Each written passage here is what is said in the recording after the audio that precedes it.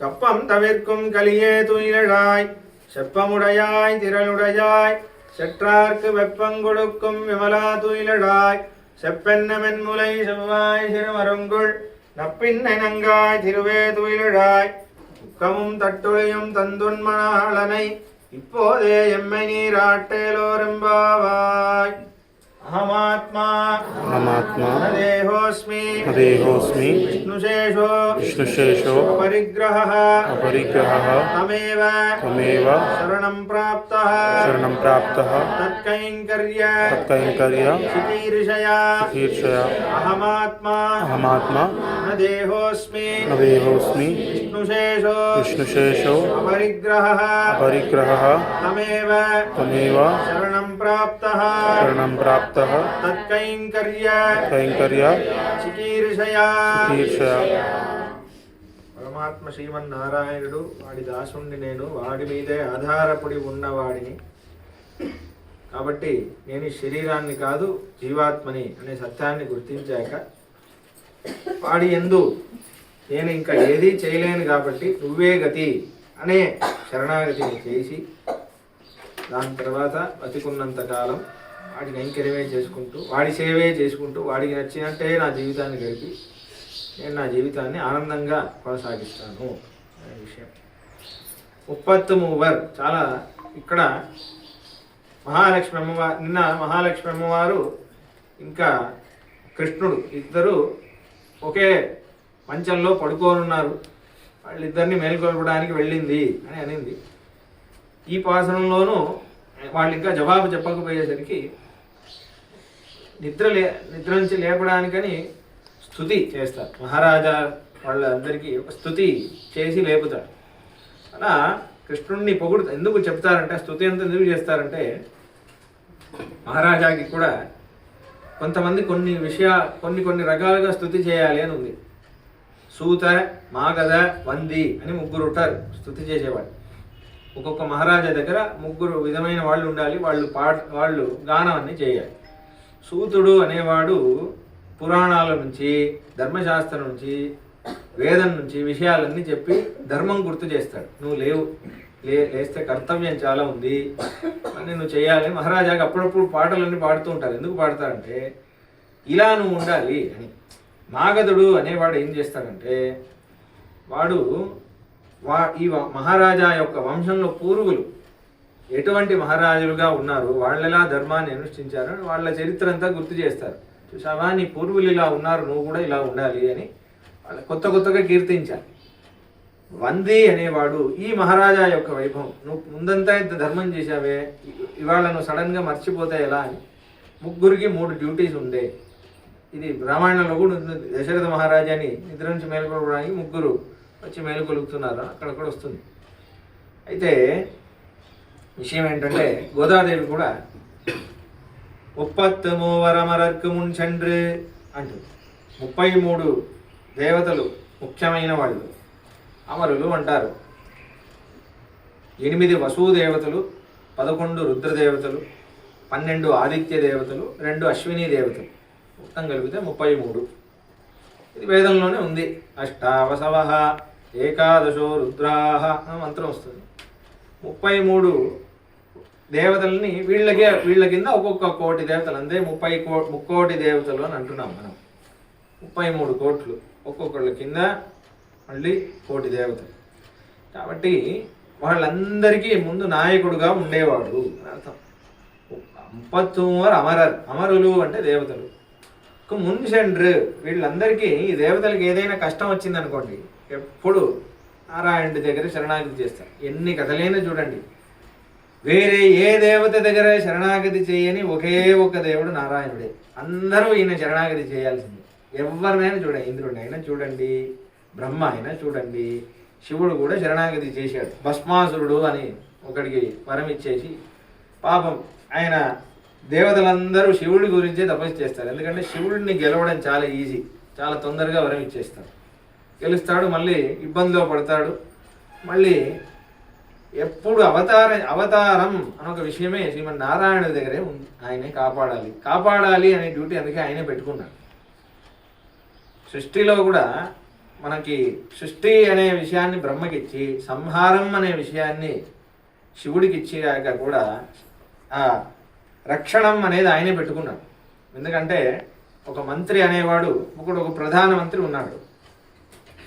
ఒక్కొక్క వాళ్ళ కింద మినిస్టర్, క్యాబినెట్ మినిస్టర్స్ అందరూ ఉంటారు. ఒక్కొక్క డిపార్ట్మెంట్ ఇస్తారనుకోండి, ఫైనాన్స్ మినిస్టర్, ఆ మినిస్టర్, ఈ మినిస్టర్ అని ముఖ్యమైన ఒక పోర్ట్ఫోలియో ఉంటే ఆయనే పెట్టుకుంటాడు. ఎందుకంటే ఇది నేను చేస్తేనే మీ ఇంట్లో కూడా ఇప్పుడు ఒక పెళ్ళి ఉందనుకోండి, ఒక్కొక్క డ్యూటీ ఒక్కొక్కరికి ఇస్తారు, కానీ ఇది నేనే చేయాలి, వేరే వాళ్ళు సరిగ్గా చేయరు అని మీకు అనిపిస్తే అది మీరే చేస్తారు. లేదు నేను చేస్తాను, నువ్వు నీకు తెలీదు, ఇది ఎలా చేయాలో నీకు తెలియదు, నేనే చేస్తాను అని చెప్పి మీరే చేస్తారు.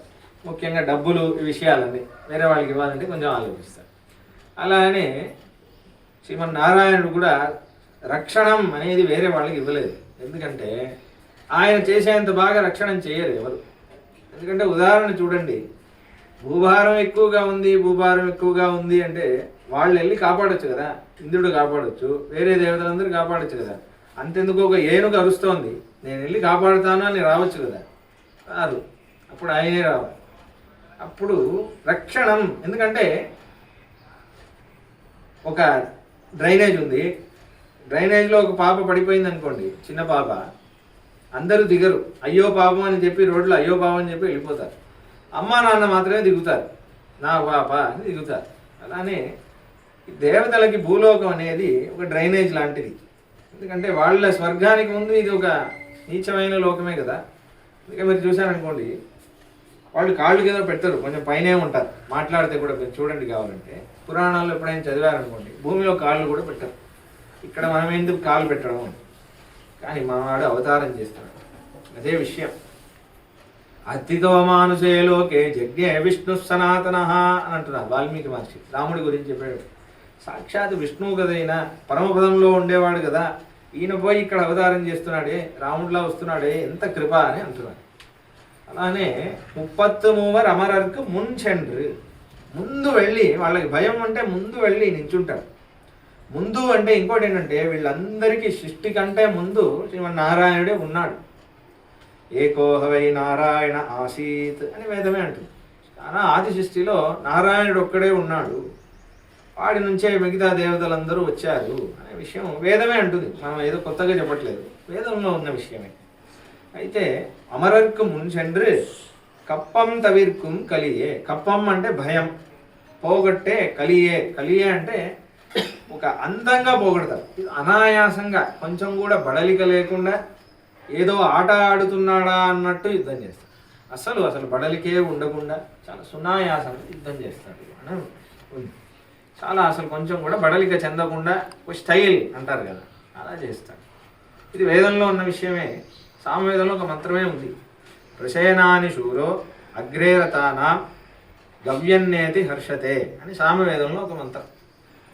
యుద్ధంలో దేవతలందరూ కష్టపడుతున్నప్పుడు అగ్రేరథాన ముందు వచ్చి, గవ్యన్ ముందు వెళ్ళి వాళ్ళ భయాన్ని పోగొట్టి, హర్షతే చాలా కొంచెం కూడా బడలి నవ్వుతూ ఏదో ఆట ఆడుతున్నట్టు చేస్తాడు వీడు అని పరమాత్మ గురించి సామవేదం అంటుంది.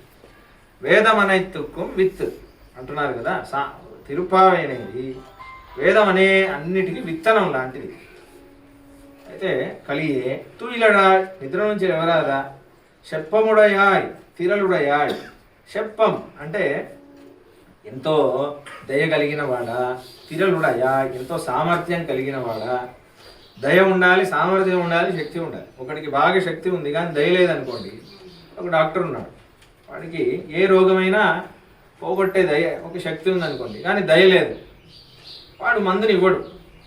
సామర్థ్యం, దయ ఉంది, ఇప్పుడు నా దగ్గర అయ్యో లోకంలో అందరినీ కాపాడాలి దయ ఉందనుకోండి, కానీ సామర్థ్యం లేకపోతే ఏం చేస్తాం? అలానే వాడి దగ్గరే అన్నీ ఉన్నాయి, సామర్థ్యం ఉంది, శక్తి ఉంది, దయ కూడా ఉంది. శప్పముడయాయ్ తిరలుడయాయ్ షట్రార్కు వెప్పం కొడుక్కం విమల. షట్రార్కు వెప్పం అంటే వాడి భక్తులని ఎవరైనా చేస్తారంటే వాళ్ళకి మళ్ళీ ఒక భయం ఇస్తాడు. ఇచ్చే విమల, శుద్ధమైన వాడు, ఏమాత్రం దోషం లేనటువంటి వాడు. తూయిలడా, అటువంటి వాడా, నిద్ర నుండి లేవచ్చు కదా అని అంటుంది. లేకపోతే మళ్ళీ మహాలక్ష్మి అమ్మవారు నీలాదేవి వైపు తిరిగి గోదావరి అంటుంది, செப்பென்ன மென்முலை செவ்வாய் சிறுமருங்குள் நப்பின்னை நங்காய் திருவே துயிலழாய் తిరువే అమ్మ, నువ్వు శ్రీ కదా, నువ్వే మహాలక్ష్మి కదా, నీ వల్లే ఆయనకి కీర్తి కదా. కాబట్టి నీ అందంతో నీ దయతో వాడిని ఆకట్టుకుంటావే. నీ కోసమే కదా ఈ సృష్టి అంతా చేస్తున్నాడు, నిన్ను సంతృప్తి చేయడానికే కదా. నువ్వంటే చాలా ఇష్టమనే కదా మమ్మల్ని కాపాడుతాడు, నువ్వు చెప్పిందన్నీ వింటాడే. అటువంటి నువ్వైనా మా మాట వినొచ్చు కదా తల్లి, నువ్వు కూడా పడుకున్నావే. తిరువే తుయిలడాయ్ ఉక్కమం తట్టొలియం. ఉక్కం అంటే ఈ విసరకర్ర, విసురుతారు కదా, ఇందాక మనం విసిరాని చూడండి, అది తట్టొలి అంటే అద్దం. ఇవన్నీ మాకిచ్చి, అంటే ఎందుకు అడుగుతుందంటే వీళ్ళు వ్రతం చేశారు, ఇవన్నీ చేయలేదు. ఇవన్నీ నెయ్యున్నాం, పాలున్నాం, మెయ్యెట్టేదాం, మలరెట్టు నాముడియం అని చెప్పి, మేము కాటుక పెట్టుకోము, జుట్టు అలంకరించుకోము, వ్రతం చేసేంత వరకు చెయ్యము అని ఉంది కదా. మాకు ఇవన్నీ ఇచ్చి మమ్మల్ని ఒక పెళ్లి కూతురులాగా, కృష్ణుడికి తగిన స్త్రీలలాగా మమ్మల్ని తయారు చేసి, కృష్ణుడిని మాకు కూడా, నీకెలా వాడు ప్రియుడో మాకు కూడా వాడే కదా ప్రియుడు, కాబట్టి మమ్మల్ని కూడా పెళ్ళాడేలాగా నువ్వు చూడు తల్లి అని అంటుంది ఈ విషయం. తండు ఉన్మణాలని ఇప్పోదేయమ్మై నీరాట్టు అని అంటుంది విషయం. అయితే దీంట్లో ఉక్కమం తట్టొలియం ఒక విషయం, చాలా అందమైన విషయం అది. ఉక్కం అంటే ఏంటంటే విసరకర్ర అని చెప్పారు, తట్టొలి అంటే అద్దం అని చెప్పారు. అద్దం యొక్క లక్షణం ఏంటంటే మన స్వరూపం మనకి చూపిస్తుంది. అద్దం ఏమాత్రం నాంచకుండా ఉన్నది ఉన్నట్టుగా చూపించేది అద్దం. ఉక్కం అంటే విసరకర్ర, అది మనకి విసురుతుంటే, ఇప్పుడు చాలా ఎండలో ఒకటి తిరిగాడు అనుకోండి, కొంచెం ఫ్యాన్ గాలి లేకపోతే ఒక మంచి గాలి ఏదైనా వచ్చింది అనుకోండి, చాలా ఆనందపడతాడు. ఒకటి ఆనందం ఇస్తుంది, ఒకటి జ్ఞానాన్ని ఇస్తుంది. అద్దం అనేది మనది ఉన్నట్టు చూపిస్తుంది, అది జ్ఞానం ఇస్తుంది, ఇదేమో ఆనందం ఇస్తుంది. ఆనందం అంటే ఇక్కడ విషయం ఏంటంటే రామానుజ సంప్రదాయంలో మనకి అందరూ ఒక వేదమే అంటారు. వేదం అంటే సంస్కృత వేదం. మీరు వేరే గుళ్ళకి వెళ్ళారనుకోండి, వేదం అని యజుర్వేదమో ఋగ్వేదమో దాంట్లో ఉన్న విషయాలు చదువుతారు. మన సంప్రదాయంలో, రామానుజ సంప్రదాయంలో 2 వేదాలు ఉన్నాయి అని ఒక సిద్ధాంతం ఉంది. ఉభయ వేదాంతం అని అంటారు. అంటే మన సంప్రదాయంలో సంస్కృత వేదం అని ఒక వేదం ఉంది, ద్రవిడ వేదం ఒక వేదం ఉంది, తమిళ భాష అది కూడా ప్రాధాన్యత ఇచ్చారు. 2 సమానమే, 2 కళ్ళు లాంటివి అన్నట్టు చూపించారు. కాబట్టి ఈ తమిళ భాషలో ఉన్న ఈ పాసనాలు ఉన్నాయి కదా, ఇప్పుడు మనం వింటున్నాం, ప్రతిరోజు పాసనం వింటున్నాం గోదాదేవిది. అలా నిజానికి 4000 పాసనాలు ఉన్నాయి. 12 మంది ఆళ్వార్లు అని అంటారు, వినుంటారు మీరు ఈ పేరు. ఆళ్వార్ అంటే ఆళం అంటే లోతు, ఆళ్వార్ అంటే చాలా లోతైన భక్తి కలవాళ్ళు అని అర్థం. విష్ణు భక్తిలో, కృష్ణ భక్తిలో వాళ్ళే మర్చిపోయి చాలా లోతుగా గాఢమైన భక్తితో భగవంతుడి గురించి అంత ప్రేమతో, ఒక ఉప్పొంగేటువంటి ప్రేమ, ఆ ప్రేమకి సమానమైన ప్రేమ ఉండదు. అలా వాళ్ళు వాళ్ళ యొక్క స్థితిని మర్చిపోయి కృష్ణుడి యందు ప్రేమతో వాళ్ళు పాడిన 4000 పాటలు, 12 ఆళ్వార్లు కలిపి పాడిన 4000 పాటలు. దాంట్లో గోదాదేవి అమ్మవారి 30 మాత్రమే మనం చూస్తున్నాం, ఎందుకంటే చాలా సులభంగా అర్థమవుతుంది అందుకే. అయితే ఈ 4000 పాటలు ఇది కూడా వేదమే అని చెప్పారు. సంస్కృత వేదం అనేది మనకి జ్ఞానం ఇస్తుంది, వేదం అనేది ఇది మనకి భక్తి ఇస్తుంది. కాబట్టి తట్టొలి అంటే ఇక్కడ సంస్కృత వేదం, ఉక్కం అంటే ఇక్కడ తమిళ వేదం. అది ఎలా అంటే దీని వెనకాల ఒక చరిత్ర ఉంది, రామానుజాచార్యుల వారిది. అది గురించి ఇవాళ చూద్దాం. ఏంటంటే విషయం, సంస్కృత వేదం అనేది అందరూ పలకలేదు, వీళ్ళే పలకాలి, ఉపనయనం అవ్వాలి, అదంతా చాలా రూల్స్ అన్నీ ఉన్నాయి. బ్రాహ్మణులకి కూడా వేదాధ్యయనం అంటే ఉపనయనం ఎవరికైందో వాళ్ళు వేదాధ్యయనం చేయగలుగుతారని ఒకటి. ఇంకోటి ఏంటంటే వేదాధ్యయనం చేయాలంటే ఇవన్నీ చేయాలని ఉంది. అంటే ఇప్పుడు ఒక మిలిటరీ వాడు యుద్ధం చేయాలంటే వాడి జీవన విధానం ఒకలాగా ఉండాలి, మొత్తం జీవన విధానం.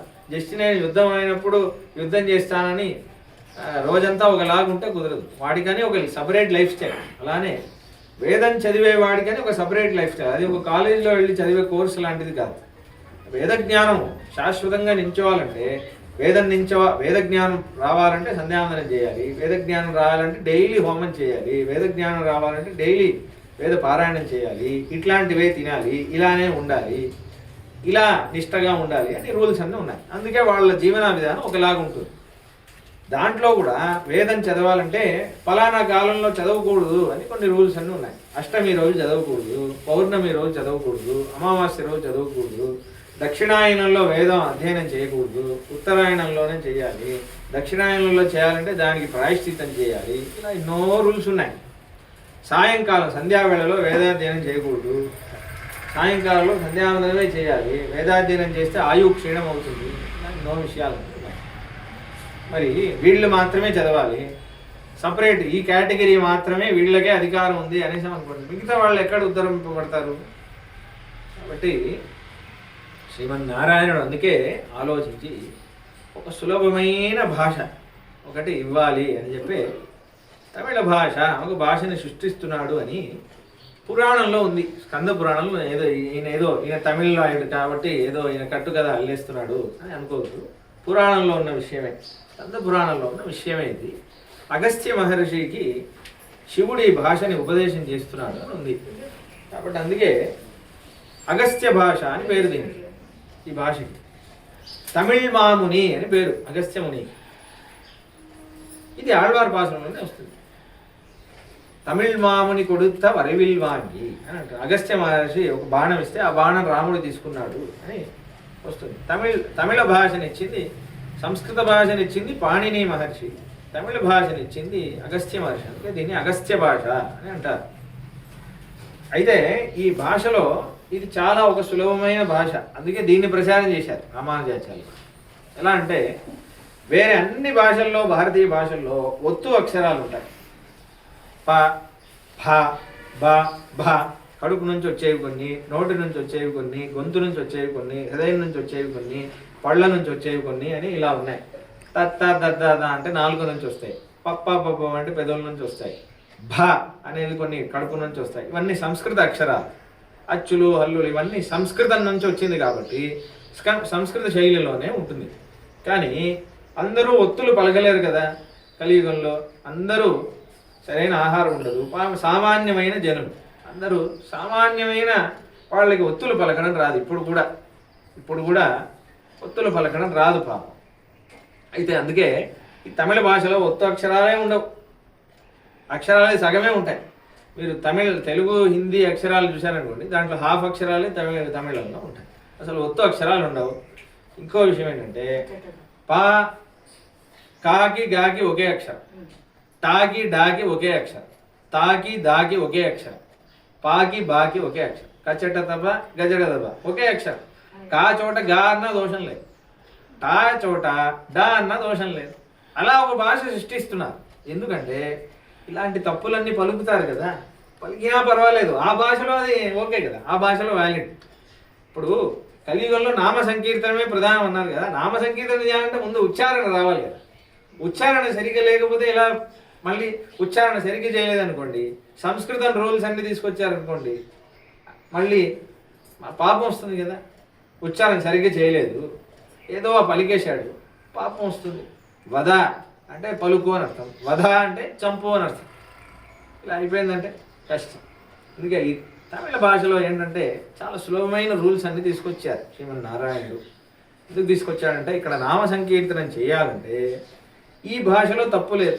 అందుకే తమిళ వాళ్ళు జనరల్లీ మీరు చూశారనుకోండి, వాళ్ళు కొంచెం నటరాజన్ అనే బదులు నడరాజన్ అని అంటారు. కొంచెం వాళ్ళు పలికేది అలానే ఉంటుంది, ఎందుకంటే ఆ భాషలో అది వ్యాలిడ్. అలా వాళ్ళకి అది వ్యాలిడ్ అన్నమాట. అలా కొన్ని ఉంటాయి. పద్మజ ఉంది అనుకోండి, పద్మజ అని అంటారు. అలా కొన్ని అంటారు, ఎందుకంటే ఆ భాషలో అది వ్యాలిడ్ అన్నమాట. ఎందుకంటే సులభమైన ఒక రీతి తీసుకురావాలి. కానీ ఏమైపోయిందంటే ఇలా ఆళ్వార్లందరూ ఈ పాటలు రాసినప్పుడు ఇది చరిత్రలో ఉంది. ఏంటంటే అప్పుడున్న బ్రాహ్మణులు ఒప్పుకోలేదు కొంతమంది, ఇది ఎంతైనా సంస్కృతం కాదు, దీన్ని గుడిలో చదవకూడదు, మేము అపోజ్ చేస్తున్నాం అని ఒప్పుకోలేదు. ఇప్పుడు కూడా కొంతమంది చదవరు. ఉదాహరణకి మీరు మరి తమిళనాడులో వైష్ణవ ఆలయాల్లో వెళ్ళారనుకోండి, బ్రాహ్మణులే సంస్కృత వేదము చదువుతారు, బ్రాహ్మణులే తమిళ వేదం కూడా చదువుతారు, అంటే అందరూ చదవచ్చు అని. కానీ వేరే ఆలయాల్లో వెళ్ళారనుకోండి, అక్కడ తమిళ్ చదవడానికని వేరే వాళ్ళే ఉంటారు, బ్రాహ్మణులు చదవరు, బ్రాహ్మణులు ఓన్లీ వేదమే చదువుతారు. అలా కొన్ని ఉన్నాయి. ఎందుకంటే మనమంతా సంస్కృతం చదవాలి, మనం ఎందుకు తమిళ్ చదవాలి అని ఇలా కొన్ని గొడవలన్నీ అయ్యాయి చరిత్రలో, మీరు చూడొచ్చు. కాబట్టి ఇప్పుడు ఏమైందంటే రామానుజాచార్యుల వారు దాన్ని సమన్వయం చేసేసి ఇది ఉన్నది విషయం అంతా వేదమే అని చూపిస్తున్నారు. ఈ ఆళ్వార్లు రాసిందంతా వేదంలో ఉన్న విషయాలే అని చూపించి స్థాపించి మనుష్య భాషలకి ఒక స్వేచ్ఛని ఇస్తున్నారు. తమిళ భాష నుంచి మొదలైన స్వేచ్ఛే ఇప్పుడు తెలుగు భాషల్లో రామదాసు కీర్తనలు ఏమిటి, అన్నమయ్య కీర్తనలు ఏమిటి, మరాఠీలో తుకారాం నామదేవ్ వాళ్ళు రాసిన కీర్తనలు ఏంటి, గుజరాతీ భాషలో, బెంగాలీ భాషలో ఇప్పుడు ఇస్కాన్ అనే ఇప్పుడు మా ఆధునికమైన సంస్థానం అక్కడంతా వెళ్ళారనుకోండి, వాళ్ళు బెంగాల్ భాషలో ఏదో పాడుతూ ఉంటారు, చైతన్య చరితామృతం అవన్నీ ఏదో పాడుతూ ఉంటారు. ఆ మూలం ఎక్కడి నుంచి వచ్చిందంటే ఆ స్వేచ్ఛ రామానుజాచార్యుల వారు ఇస్తున్నారు. లేకపోతే అసలు గుడుల్లో మన భాషలు పలకడానికి ఆస్కారమే లేకపోయేది.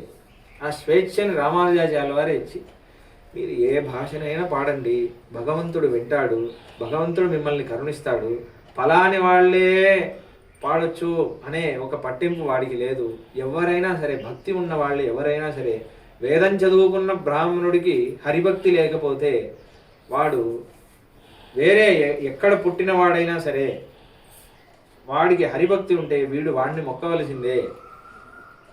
వేదాధ్యయనం మొత్తం చేసి హరిభక్తి లేకపోతే ఏమి దానికి ప్రయోజనం అని అంటున్నారు.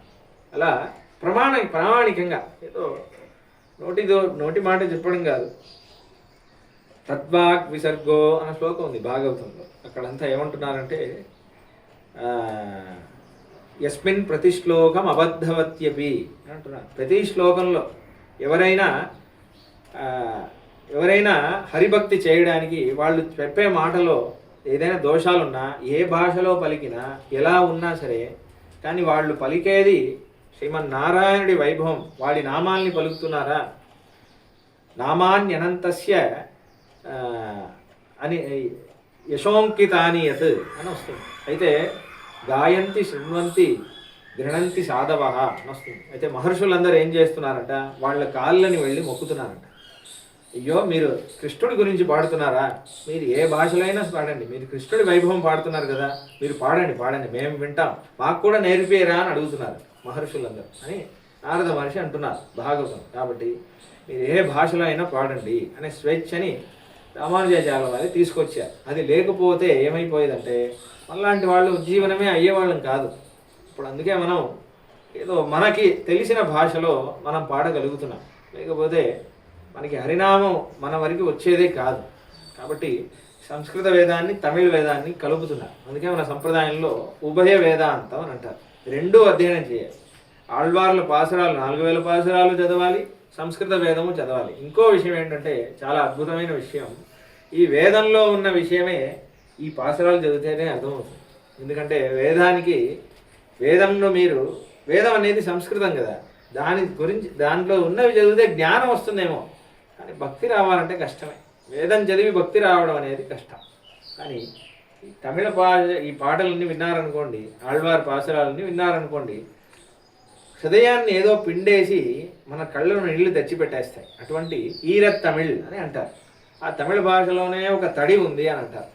అది నమ్మాళ్వార్ అని ఒక ఆళ్వార్, ఆయన పాసురాలన్నీ వింటే ఎలా ఉంటుందంటే మనకి హృదయాన్ని పిండి మనకి ఒక సామాన్యమైన రాయికి కూడా కృష్ణభక్తి వచ్చేటట్టు ఆయన పాటలన్నీ ఉంటాయి.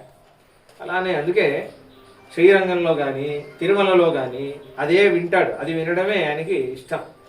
చూశారనుకోండి, ఊరేగింపులో ముందు తమిళ ప్రబంధం గోష్ఠి వెళ్తుంది, దాని తర్వాత స్వామివారు ఊరేగింపులో వెళ్తారు, వెనకాల వేదాధ్యయనం చేసేవాళ్ళు వెళ్తారు. మీరు ఇప్పుడు కూడా తిరుమలలో చూడండి. అంటే వేదాధ్యయనం చేసేవాళ్ళు దానిలో పరబ్రహ్మం యొక్క విషయం ఏముంది అని వెతుకుతున్నారు కదా, అందుకని వాళ్ళు వెనకాల ఉంటున్నారు, అనుయాత్ర చేస్తున్నారు. అనుయాత్ర అంటే భగవంతుడిని వెతుక్కుంటూ వేదం చదివే వాళ్ళు వెళ్తున్నాడు, కానీ భగవంతుడు తమిళ ప్రబంధం చదివే వాళ్ళని వెతుక్కుంటూ భగవంతుడు వెళ్తున్నాడు. కాబట్టి అందుకే అది చాలా అద్భుతమైన విషయాలు అని అంటారు. ఇంకోటి ఏంటంటే వేదంలో ఉన్న విషయాలు కూడా అర్థం కావు మనకి. సముద్రంలో ఉన్న నీళ్లు లాగా, సముద్రంలో నీళ్లు ఉన్నాయి కానీ ఎవరికి ఉపయోగకరం, కానీ ఈ సముద్రంలో ఉన్న నీళ్ళని మేఘాలు ఏం చేస్తున్నాయి, ఆ నీళ్ళని తీసుకొని మనకి వర్షంలా ఇస్తున్నాయి, అప్పుడే మనకు ఉపయోగకరంగా ఉంది.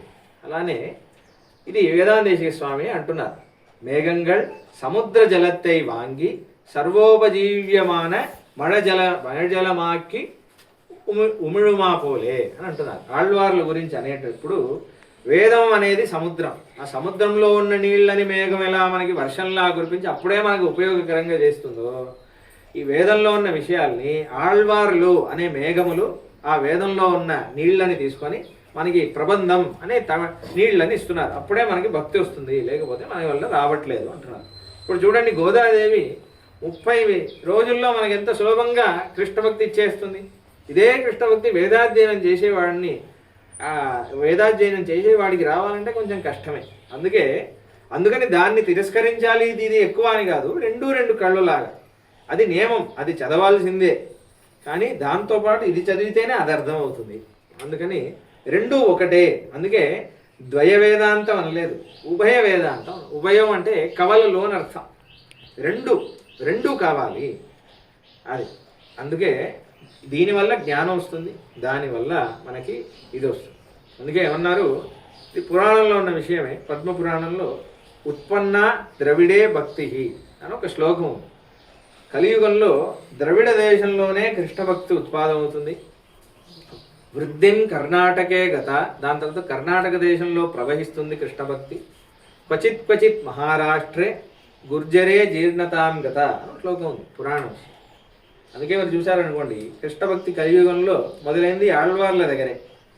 దాని తర్వాత మెల్లగా కొంచెం ఆంధ్రదేశం, కర్ణాటక దేశం వచ్చింది. ఇక్కడ అన్నమయ్య, రామదాసు మొదలైన వాళ్ళు వచ్చారు. దాని తర్వాత కర్ణాటక దేశంలో దాస సాహిత్యం అంటారు, పురంధరదాస, కనకదాస వాళ్ళు రాసిన కీర్తనలన్నీ వచ్చాయి. దాని తర్వాత మహారాష్ట్ర వెళ్ళింది. మహారాష్ట్రలో తుకారాం, నామదేవ్, ఏకనాథ్ వీళ్ళందరూ రాశారు. దాని తర్వాత గుజరాత్, అక్కడి నుంచి అలా మీరాబాయి, సూర్దాస్ అక్కడి నుంచి అలా ప్రవహించింది. కానీ మూలం ఎక్కడుంది? ఇక్కడే ఉంది. ఇది భాగవతంలో కూడా ఉంది. తామ్రపర్ణి నదీ యత్ర కృతమాల పయస్విని అని ఒక శ్లోకం ఉంది. ఈ తమిళనాడులో ద్రవిడ దేశంలో ఉన్న నదుల దగ్గర కొన్ని గొప్ప అవతార పురుషులు అవతరిస్తారు. వాళ్లే హరిభక్తిని పరిచయం చేస్తారు. లేకపోతే వేదంలో ఉన్న విషయాన్ని మానవాళికి అందేటట్టు చేసేది వాళ్లే. వాళ్ల వల్లే కలియుగంలో కృష్ణభక్తి సర్వదా ప్రవహించి అందరూ కృష్ణభక్తులు అవుతారు. వాళ్ళకి నా నమస్కారం అని శుక మహర్షి అంటున్నారు 11వ అధ్యాయం. కలియుగం ఎంత ఘోరంగా ఉంటుంది అని చెప్పి మళ్ళీ కలియుగంలో ఎలా పరిష్కారం అని చెప్తే, ఏం బాధపడద్దు, ఇలా కొంతమంది అవతరిస్తారు అని ఆళ్వార్ల గురించి అంటున్నారు. కాబట్టి అందుకే మనకి రెండు వేదాంతం. ఇప్పుడు అందుకే మనకి ఈ తెలుగు ప్రాంతంలో మన వాళ్ళకి సహజంగా కొంచెం భక్తి ఉంది. వేరే ప్రాంతాన్ని కంటే తెలుగు వాళ్ళే కొంచెం శ్రద్ధగా ఉంటారు.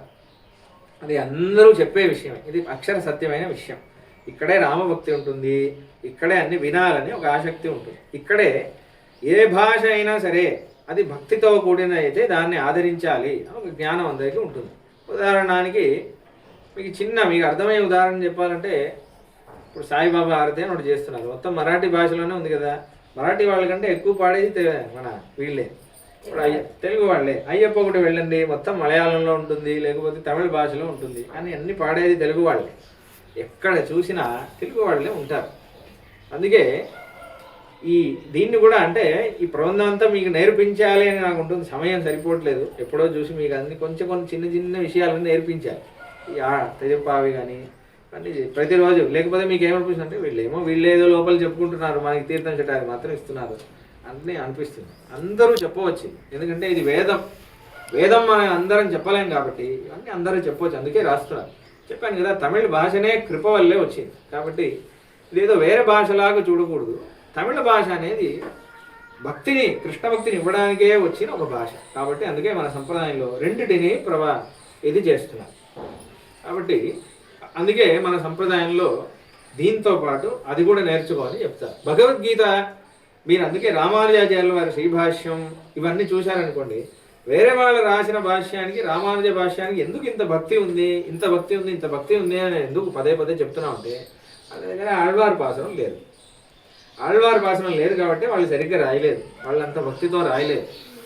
రామానుజాచార్యుల వారు ఈ ఆళ్వార్ పాసనంలోనే ఆయన ఎప్పుడు మునిగి ఉంటారు కాబట్టి, తిరుప్పావి మీరు భగవద్గీతలో కొన్ని రామానుజాచార్యులు వారు రాసే శబ్దాలన్నీ చూశారనుకోండి, తిరుప్పావిలో గోదాదేవి చెప్పింది ఎగ్జాక్ట్ అలా సంస్కృతంలో రాస్తారు, ఎగ్జాక్ట్ అలానే రాస్తారు. ఉదాహరణకి ఇప్పుడు వైకుంఠ గద్యం ఉంది, ఇక్కడ నీ నేయ నిలెక్కదవం నీక్ అని వస్తుంది, 16 పాసం. కృపయా స్నేహ గర్భయా అని అంటారు, అదే విషయం. నేయ అంటే స్నేహంతో, స్నేహంతో నువ్వు ద్వారాన్ని తెరువు అని ద్వారపాలకులను అడుగుతుంది కదా. వైకుంఠ గద్యంలో రామానుజాచార్యులు వారు అదే అంటారు, కృపయా స్నేహ గర్భయా అంటారు, స్నేహంతో ఈ ద్వారాన్ని తెరు. ఎగ్జాక్ట్ గోదాదేవి వాడిన పదమే వాడతారు. ఎందుకంటే ఆయనకి హృదయం మొత్తం అదే ఉంది. అందుకే భగవద్గీత భాష్యం రాసిన, వేదాంత భాష్యం రాసిన ఆ భక్తి పొంగి పొంగి పొంగి. అందుకే రామానుజాచార్యుల వారి సంప్రదాయంలో మీరు వేద శాస్త్రాలు చదివితే మీకు ఒక భక్తి వస్తుంది. కాబట్టి అదే మన రామానుజ సంప్రదాయం యొక్క గొప్పతనం. కాబట్టి అందుకే ఇవన్నీ నేర్చుకోవాలి. ఇంకోటి ఏంటంటే తమిళ భాషలో ఉన్నదే అన్నమాచార్యులు కూడా తెలుగులో ఇస్తున్నారు. కొన్ని అన్నమాచార్యుల వారి కీర్తనలన్నీ చూశారనుకోండి, ఆళ్వార్ పాసనంలో ఉన్నది ఎగ్జాక్ట్ అలానే ఉంటుంది. ఒరు శగళముడయ ఉరుకాలుడందన అని ఒక పాసనం ఉంటుంది. ఉడన్ మరుదముడియ ఒరు పోదిల్ తవందన, ఆ పాసనంలో భగవంతుడి పాదం గురించి వర్ణన ఎగ్జాక్ట్ అది. బ్రహ్మ కడిగిన పాదము ఎగ్జాక్ట్ అదే రాశారు. దీంట్లో ఉన్న విషయమే. దీంట్లో ఆళ్వార్లు ఏదైనా చెప్పారో, అహల్యగిలా ఇది ఇచ్చిందే, శకటాన్ని ఒకటిందే, ఈ విషయాన్ని కామిని పాపము కడిగిన పాదము అలానే రాశారు. ఎందుకంటే తమిళ్ అంటే అందరూ చదవలేరు, ఇదే విషయం మనం తెలుగులో ఇద్దామని మన ఈయన ఏం చేస్తున్నారు, అన్నమయ్య శ్రీ వైష్ణవులే కదా, రామాయణ సంప్రదాయం కాబట్టి ఆళ్వార్లలో ఆయన ఇచ్చిన విషయం అలానే తెలుగులో ఇస్తుంది. కాబట్టి మీకు కృష్ణభక్తి రావాలంటే కూడా అన్నమాచార్య పాటలన్నీ వినండి. ఏదేదో వినడం కంటే అన్నమాచార్య కీర్తన అంతా వినండి. అన్నమాచార్యుల వారు ఏ కీర్తన తీసుకున్నా చివరిలో చెప్పేది శరణాగతి. మీరు కావాలంటే చూడండి, ఏ కీర్తన అనేది తీసుకోండి, లాస్ట్లో శరణాగతి చేయండి అని రామాను సిద్ధాంతమే చెప్తారు. కాబట్టి అంతా వినండి. ఒకసారి నాకు ఆశగా ఉంది, ఎప్పుడైనా తిరుపావిలో ఉన్న విషయం అన్నమయ్య కీర్తనలో ఎలా ఉంది అని చెప్పాలని. ఏదో ఒక సంవత్సరం కుదిరినప్పుడు 30 పాసాలకు అర్థం చెప్తాను. కాబట్టి ఇక్కడ నీతి ఏంటంటే, మనము వేదాధ్యయనం మనం చేయలేం కాబట్టి మనకి తమిళ ప్రబంధం ఇచ్చారు. కాబట్టి దీన్ని ఆదరణతో గౌరవించి మనకి మన భాషల్లో మనం భగవంతుడిని కీర్తించగలిగే శక్తిని ఇచ్చింది రామానుజాచార్యుల వారే. కాబట్టి మూలం రామానుజాచార్యుల వారే. ఆయన చేసిన కృపకి మనం ఎంత చేసినా సరిపోదు. కాబట్టి ఆయన కృపని మనం అర్థం చేసుకొని ఆయన భక్తులుగా అయ్యి ఆయన ఒక్కడే మనకి గతి అని నిజాన్ని తెలుసుకుందాం. ఆండాళ్ తిరువిడివే శరణం. హెచ్చరిక గోవిందా గోవిందా ఏకుళ్ళవాడ వెంకటరమణ గోవిందా గోవిందా ఆపద్ముక్కులవాడ